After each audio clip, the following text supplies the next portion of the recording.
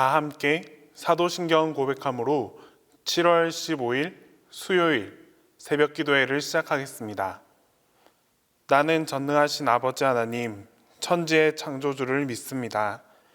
나는 그의 유일하신 아들, 우리 주 예수 그리스도를 믿습니다.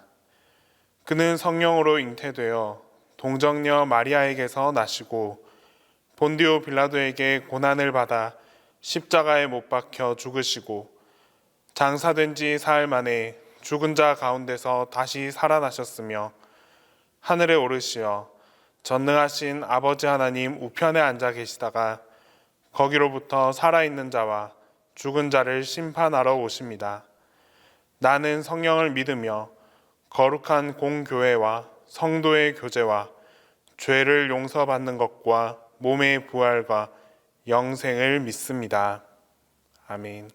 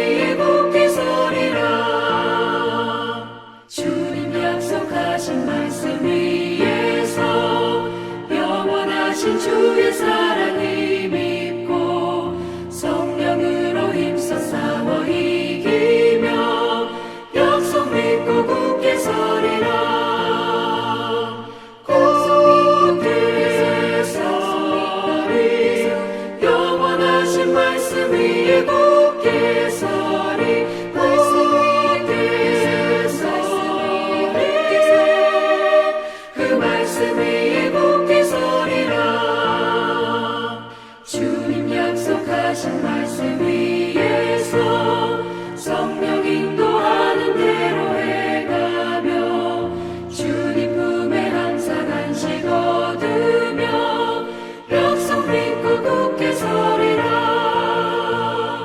약속 믿고 굳게 서서 약속 믿고 굳게 서 영원하신 말씀 위에 굳게 서리. 말씀 위에 굳게 서 말씀 위에 굳게 서 그 말씀 위에 굳게 서리라. 오늘 우리에게 주시는 하나님 말씀은 잠언 7장 1절에서 3절 말씀입니다. 구약성경 잠언 7장 1절에서 3절 말씀입니다. 다 함께 봉독하겠습니다. 내 아들아, 내 말을 지키며 내 계명을 간직하라. 내 계명을 지켜 살며 내 법을 내 눈동자처럼 지키라. 이것을 내 손가락에 매며 이것을 내 마음판에 새기라. 요즘 드라마나 교양 프로그램들을 보면 한 나라의 왕에 대한 이야기가 참 많이 등장합니다. 물론 이 왕들에 대해서 그 업적과 평가는 다 다릅니다. 하지만 주요 실패했다라고 평가받는 왕들에게는 한 가지의 공통점이 있었습니다. 그것은 바로 유혹입니다. 한 나라의 최고 권력자로 등극하게 되면서 주변으로부터 밀려오는 여러 가지 유혹들을 이겨내지 못했다라는 점입니다. 그들은 이 권력을 누린다라고 생각했지만 사실은 사망의 길로 내려가고 있다는 사실을 알아차리지 못했습니다. 조선시대 연산군 하면 역대 최악의 왕으로 기록될 만큼 악한 왕이었습니다. 그가 벌인 이 술판에서 흥을 돋구는 자들을 흥청이라라고 불렀습니다. 전국 각지에 있는 처녀들을 다 이렇게 데려다가 가물을 익히게 하고 또 왕의 술판을 즐겁게 해주는 역할을 맡겼습니다. 흥청의 원래의 뜻은 기운을 맑게 한다라는 의미였으며 또 흥청 중에 최고는 우리가 잘 알고 있는 장녹수였습니다. 연산군은 이 장녹수의 화려한 춤과 그 말솜씨에 그만 빨려 들어갔습니다. 자신은 권력을 누린다라고 생각했지만 매일매일 죽음의 길로 달려가고 있었던 것입니다. 오늘 우리가 읽은 이 본문, 잠언 본문 7장 전반을 살펴보면 아주 전도 유망한 청년이 음녀가 이끄는 길에 들어서서 죽음의 길로 향하고 있습니다. 그는 죽음의 길로 가는지 모르고 있었지만 정상적인 사람의 눈으로 볼 때는 죽음의 길로 내려가고 있음이 틀림이 없었습니다. 이 오늘 본문은 3인칭 관찰자 시점으로 지혜로운 아버지가 아들에게 들려주는 교훈의 말씀입니다. 먼저 6절과 7절 말씀을 함께 보면 내가 내 집 들창으로 살창으로 내다보다가 어리석은 자 중에 젊은이 가운데에 한 지혜 없는 자를 보았노라. 지혜자인 아버지가 아들에게 한 가지 이야기를 들려줍니다. 지혜 없는 한 젊은이가 바로 죽음의 길로 달려가고 있다라는 사실입니다. 이 지혜 없는 젊은이가 음녀의 집에 들어가는 그 시점이 언제일까요? 8절과 9절 말씀에 나타나는데 그가 거리를 지나 음녀의 골목 모퉁이로 가까이 하여 그의 집 쪽으로 가는데 저물 때, 황혼 때, 깊은 밤, 흑암 중이라.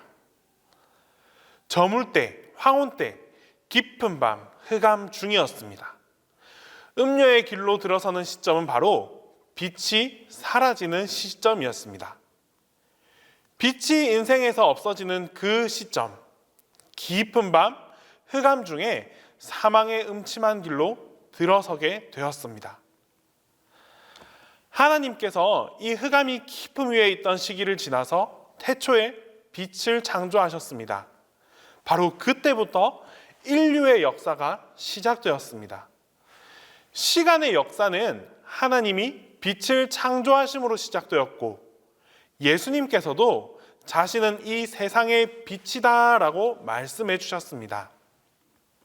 하나님이나 예수님이나 그분의 존재의 근원은 우리 인생을 비추어주는 그런 존재의 빛이십니다.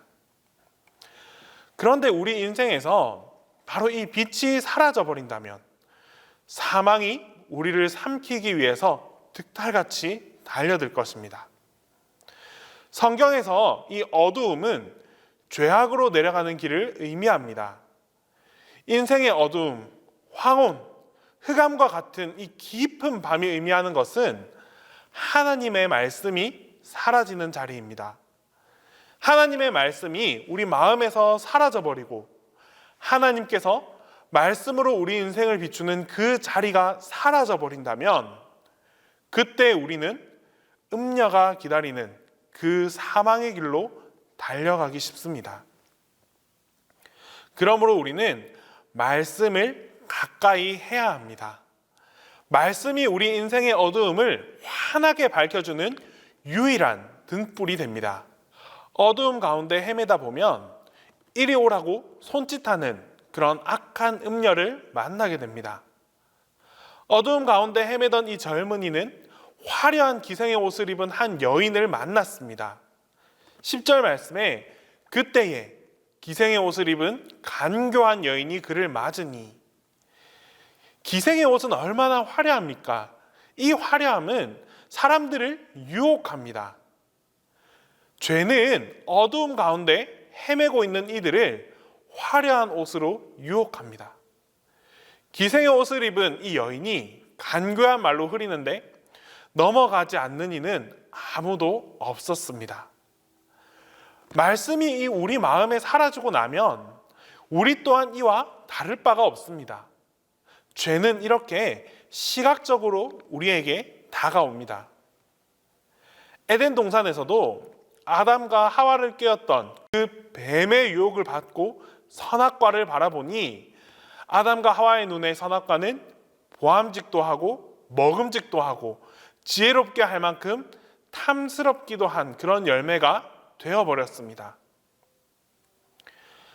하나님은 말씀으로 우리에게 다가오셨습니다. 선악과를 먹는 날에는 너희가 정녕 죽으리라 라고 말씀하셨습니다. 이 말씀은 우리 귀에 들리는 것입니다. 그런데 죄는 보여집니다. 보여주면서 우리의 눈을 유혹합니다. 어리석은 젊은이, 지혜 없는 이 젊은이는 하나님의 말씀에 마음과 귀를 열어 들으려고 하지 않고 죄가 주는 그 달콤함에 취해서 눈의 유혹에 사로잡혀 넘어가고 말았습니다. 말씀의 환한 빛은 우리 귀에 들려오게 될 것이고 그 말씀은 우리 귀를 환히 열어줍니다. 귀를 연 그 하나님의 말씀은 우리에게 믿음을 선물해 줄 것이고 또 믿음은 우리를 생명의 길로 인도합니다. 하지만 귀를 열고 말씀을 듣지 않는다면 죄는 순식간에 우리에게 다가와서 우리의 어리석은 눈을 유혹합니다. 그 유혹에 넘어가면 우리는 사망의 길로 들어서게 되는 겁니다. 12절 말씀을 함께 보겠습니다. 어떤 때에는 거리, 어떤 때에는 광장, 또 모퉁이마다 서서 사람을 기다리는 자라. 죄가 얼마나 집요한지 말씀하고 있는 구절입니다. 죄는 얼마나 집요한지 모릅니다. 거리나 광장이나 모퉁이에서 항상 우리를 기다립니다. 기다리고 또 기다리는 이 죄의 집요함이 오늘도 우는 사자처럼 우리를 집어삼키려고 여기저기에서 기다리고 있습니다. 그러므로 우리는 이 죄의 유혹에 넘어가지 않기 위해서 하나님의 말씀을 기억하고 말씀의 길을 따라 귀를 열고 따라갈 수 있어야 합니다. 우리가 죄의 유혹에서 빠져나오기 위해서 어떻게 살아야 되겠습니까? 지혜자인 아버지는 아들에게 이렇게 말합니다. 2절과 3절 말씀에 내 계명을 지켜 살며 내 법을 내 눈동자처럼 지키라. 이것을 내 손가락에 매며 이것을 내 마음판에 새기라. 결국 자신을 지킬 수 있는 유일한 방법은 말씀밖에 없습니다. 말씀을 손가락에 메고 마음판에 새기고 펼쳐볼 때마다 하나님의 말씀을 읽고 또 마음판에 새겨진 그 말씀을 기억하고 암송하는 것이 우리를 살리는 유일한 방법입니다. 이것이 지혜자인 아버지께서 이 세상에 있는 모든 자녀들에게 들려주시는 지혜입니다. 우리 인생을 어두움으로 만들어가지 않아야 합니다. 말씀을 우리 마음판에 새기고 살아간다면 우리 인생에는 어두움이란 없습니다. 어둠이 없다면 우리는 음녀의 유혹에 흔들리거나 빠져들지도 않습니다. 오늘 하루도 주님의 말씀을 내 삶의 중심에 세우고 또 그 말씀을 붙잡고 살아간다면 그런 삶을 살아가는 우리 모두에게 하나님께서 나의 삶 가운데 환한 빛을 비추어 주심으로 우리의 나아가야 할 방향을 인도해 주시고 함께해 주실 것입니다. 기도하겠습니다. 사랑의 하나님, 오늘 하루도 하나님의 말씀을 듣고 새기며 이 아침을 맞이하게 하심을 감사드립니다. 우리가 살아가는 이 세상에는 수많은 유혹들이 존재합니다. 때로는 우리의 연약함으로 인해 유혹에 못 이겨 넘어지고 쓰러질 때도 참 많이 있습니다. 하나님, 우리의 연약함을 긍휼히 여겨주시고 부족한 우리를 끝까지 보호하시고 지켜주시옵소서. 특별히 오늘 이 아침에 우리에게 말씀이라는 가장 확실한 주님의 말씀을 듣게 하셨습니다. 매일매일의 삶이 말씀의 빛 안에서 살아가게 하여 주시옵소서. 하나님께서 주신 말씀을 마음판에 새기고 항상 말씀을 따라 살아가겠습니다. 말씀대로 순종하며 나아가는 우리에게 그 어떤 유혹도 대적이 될 수 없으며 그 어떤 유혹도 나를 이기지 못합니다. 우리가 더욱 말씀을 확고히 붙잡음으로 하나님의 날개 안에 거하게 하여 주시옵소서. 하나님, 간절히 바라는 것은 코로나19로 인해 교회가 겪는 고난과 그 아픔이 상상을 초월하고 있습니다. 하나님 앞에 온전한 예배를 드리지 못하는 것만으로도 아주 큰 어려움인데 예배의 가치를 모르고 신앙이 없는 이들은 교회를 향해 더욱 비난하고 정죄합니다. 공정하지 못한 기준을 가지고 그동안 코로나19를 예방하기 위한 교회의 모든 노력과 정성을 한순간에 물거품으로 만들어버렸습니다. 이처럼 교회의 권위가 무너져가고 있는 요즘이지만 그럴 때일수록 더욱 주님을 의지하고 주님만 붙잡겠습니다. 분명한 것은 이 땅의 회복은 우리들의 간절한 기도와 하나님의 역사 안에서만 이루어질 수 있음을 확신합니다. 먼저 우리가 진심으로 회개하고 하나님 앞에 엎드려 이 땅의 회복을 위해 간절하게 기도하게 하옵소서. 우리의 기도를 긍휼히 여기셔서 속히 하나님의 손길로 모든 질병과 아픔들을 만지시고 고쳐 주시옵소서. 비정상이 정상이 되어가고 있는 이때에 하나님의 크고 강력한 권능이 속히 임하셔서 다시금 하나님께서 인도하시는 올바른 길을 따라 함께 걸어갈 수 있는 우리 모두가 되게 하여 주시옵소서. 그리하여 하나님을 통한 완전한 회복과 평안을 함께 누리게 하시고 잃었던 행복을 되찾게 하여 주시옵소서. 이제 주님께서 가르쳐 주신 기도 다 함께 하겠습니다. 하늘에 계신 우리 아버지, 아버지의 이름을 거룩하게 하시며 아버지의 나라가 오게 하시며 아버지의 뜻이 하늘에서와 같이 땅에서도 이루어지게 하소서. 오늘 우리에게 일용할 양식을 주시고 우리가 우리에게 잘못한 사람을 용서하여 준 것 같이 우리 죄를 용서하여 주시고 우리를 시험에 빠지지 않게 하시고 악에서 구하소서. 나라와 권능과 영광이 영원히 아버지의 것입니다. 아멘.